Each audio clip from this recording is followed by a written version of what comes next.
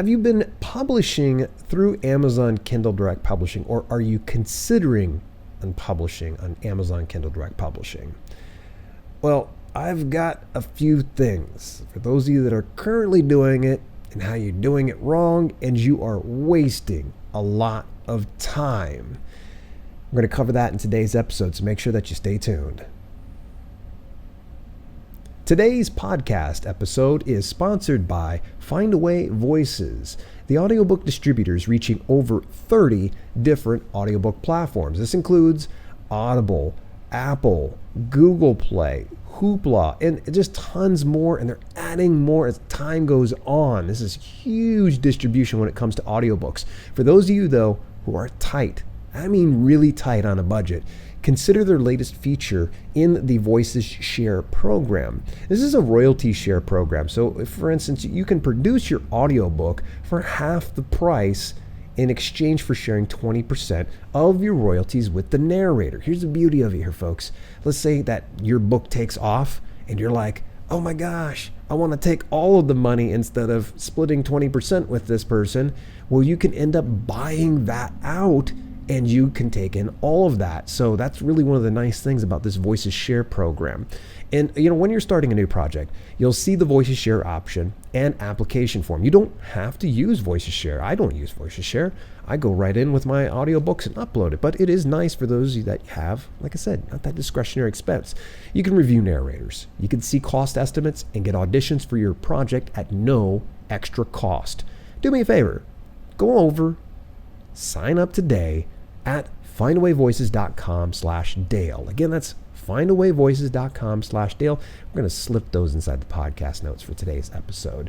Speaking of today's episode, we're going to be talking about Amazon Kindle Direct Publishing tutorial. You're doing it wrong and why you're wasting a ton of time. And listen, folks, I've talked about mistakes before. And I've covered it ad nauseum, but I think it's important that we kind of go back to the fundamentals. Sometimes some people say that, oh, well, that's common sense, Dale. Well, common sense isn't always common practice. And I find that anybody that kind of comes and says things like, that's common sense. Really? Why are you watching my video then? Chances are pretty likely that if you're trolling my comments, you probably are guilty of some of these things. So make sure that you take notes, because you don't need to be wasting time and you don't need to be doing it wrong, or for that matter, wasting money. So here, folks, I'm going to give you five common misconceptions, mistakes, and issues. And I'm going to take them one bit at a time. And the last one's a good one, if you don't mind me saying so. And a lot of it, you're going to be like, oh man, this is kind of confusing. It's okay. I'm going to try to give you some solutions to some of these things. So issue number 1, trend chasing. Now, when I say trend chasing, it's the hottest thing. Sometimes people get so revved up, like keto diet and paleo diet, or wear-bear shapeshifter romance. That's right. I whipped out wear-bear shapeshifter during the podcast. I just have to go back to that because there's always these trends, and a lot of people keep chasing after these things. They're forever stuck on this treadmill because you're going to fire off that 1 or 2 hits underneath that hot niche. But the problem is, what happens when it dies off? What are you going to do? Well, you're going to have to go after the next trend, and then the next trend, and then the next trend. The smart self-publisher and the savvy author out there will understand that it's the long game you want to focus on. Now, don't get me wrong. Any of those niches I mentioned, there's nothing wrong with you publishing in it if that is something you see yourself doing in the long term. So, like, if you like wear-bear shapeshifter, if you like adult baby diaper lover romance, if you like keto diets, then go for that. But don't just simply chase after it because you heard that you're going to get a ton of money out of it. Yeah, you're going to get a ton of money out of it if you do it just right. And there have been some people that have been very successful. But how long is that success going to hang on if all you're doing is chasing after the next hot item? I always recommend to my students that, and viewers, if you will, I recommend to them that you go into something you're passionate about. I know there's some people that will, the Dan Locks of the world and the Grant Cardones will say to you, don't go after the thing that you're passionate, go after the thing that's going to make the money. And that's all well and good, but I kind of like to be able to rest my head well at night. I like to look at the man in the mirror and not feel disgusted. I like to go into this business with heart, with passion. And this is what you should be doing, is go after something you're passionate about, something that you can stick to for the long term. And the nice thing is you stick around, eventually what's going to happen is you're going to be perceived as the authority, the person with the credibility within your given niche, and you're going to dominate. Look at your long-term game plan. Let's say, for instance, you break ground with keto diets right now, and you do it for the next 5 years. You will be undeniably the go-to resource and expert within your niche, and people are going to want to have your publication. So trend chasing, folks. Don't chase the trends. Don't look for the hot niche. Just get into something that you're most passionate about. Issue number 2, keyword purgatory. Oh man, this is one I see a lot of people get hung up on. Yes, you make or break the success and discoverability of your book with the proper keywords. However, there have been some outliers that honestly don't know what they're doing when it comes to keyword selection, yet they're profiting hand and fist. Why is this? Because they're providing an insanely good product. They're not worried about spending 10 hours doing keyword research. If you're spending that many hours looking up keywords for your given publication, then chances are likely you did not take the extra time to understand who is your end user, who's purchasing your products. Because when you can understand who's purchasing it, what's their problem, and how you have the solution, there's that bridge that you're going to build between there with the proper keywords. So I've showed people time and time again about how you can go into incognito mode, you go into the Kindle bookstore, you go into the bookstore, and you search up these words through autosuggest, you figure out which works better, what kind of competition level there is, if it's profitable, so on and so forth. All that to say this, that's good. If you're cash strapped, I totally understand. If you want to save some time, might I recommend this, that you invest in something like a tool such as Publisher Rocket. Publisher Rocket is something that's going to save you a ton of time, and it's going to scrape all those things that you need. What's the profitability? What's the competition like? What's the search volume on Amazon or even Google for that matter? So I typically go with Publisher Rocket. This is something I purchased a few years ago. And the nice thing is I haven't had to pay a dime since I actually had it, and I've gotten all the upgrades. You can get your hands on it. You can just take a look at it if you head over to the podcast link of dalelinks.com/PR. That stands for Publisher Rocket, obviously. Now, listen, that's not going to make or break the success of your books, but it will certainly save you time. You stay with me here, because point number 5 might kind of fly in the face of everything I just shared with you, and that's a little bit of a teaser as what we're going to be talking in issue 5. Issue number 3, review gathering. All right, so back when I broke into this business around 2013 to 2014, one of the things that a lot of the self-appointed experts and gurus of that day used to recommend, you publish your book and then you just get reviews. And I understand getting social proof is definitely something you should be doing actively, but it should not be the only thing. It should be the ancillary part of your business. And where the search engine algorithm had functioned in a way that it favored those with a high amount of reviews, these days, it's not near as effective. In fact, I've even had some publications that I've put out and had tons and tons and tons of purchases with little to sometimes no reviews whatsoever. So this right here is just complete contradiction to what a lot of these self-appointed experts and gurus were saying back in 2014. So review gathering shouldn't be the be-all, end-all. If anything, you should take and redevote your time, energy, and resources to marketing and promotion and get the organic reviews. Because the organic reviews are going to mean so much more than, say, for instance, you reaching out to your friends, family, peers, people in your Facebook groups to go ahead and drop in some of these reviews and get all these 5-star and 4-star reviews. And then when you finally get like this 1-star review, you're going to feel beat up. It's like, oh man, everybody told me it was a 4 and 5-star review. Well, that's because they're biased, folks. So I would just really recommend, if you're going to take any time, energy, or effort, put it into marketing and promoting. Get that book into more hands, then you're going to get more organic reviews. There's nothing wrong with review gathering, but if it's the only thing you're doing, then you're wasting your time. And besides, think about it this way. You could already be writing your next book. You could already be putting together a course or video series based on a nonfiction book you put out. You could already be doing a reader magnet that will draw in more readers to your fiction brand. You could even be putting together no content, low content books that support and are part of your brand. So let's say, for instance, you have a workout book and you have a workout journal that actually accompanies that. So there's so many ways you can take and use your time wisely rather than just going and spending all of it on review gathering. All right, so the next one, issue number 4, ads everywhere, and not a drop to spare. So here's the thing. I see a lot of people that are very ambitious. They've got the discretionary budget, and sometimes they don't have the budget, and they still spend the money on ads. And what they do is they'll go, let's say, get an ad through a Fiverr gig, which I'd never recommend. Or they go get an ad through, say, BookBub CPC, or they get something through Facebook ads, or they get it through Amazon advertising ads.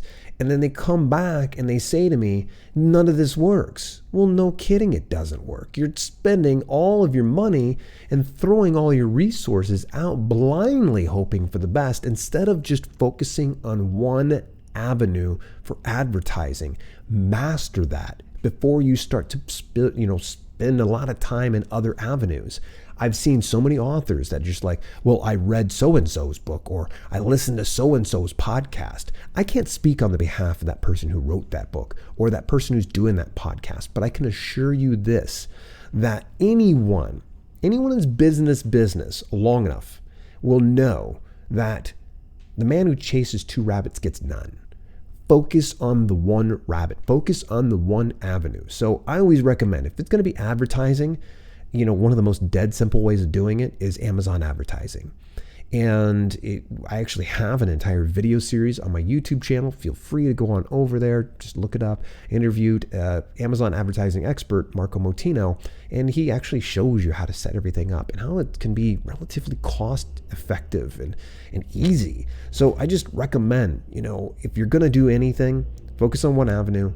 Try out Amazon advertising. You're not going to be successful at first. I promise you won't. You're probably going to lose some money. But the most important thing is to study and understand, why is this not effective? Is my cover not good? Is my book description not cutting the mustard?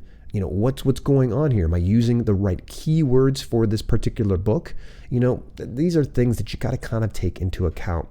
All right, so before we get into the last point here in the common misconception, mistakes, and issues, I just want to remind you, every Saturday on youtube.com/selfpublishingwithdale at 12 p.m. Eastern Daytime, that's Universal Time Coordinated -4, starting September 21st, we will be going live. It used to be Twitch on those days, but now it's just strictly YouTube. You can also go to my quick link. It's dalelinks.com/live every Saturday at 12 p.m. Eastern Daytime.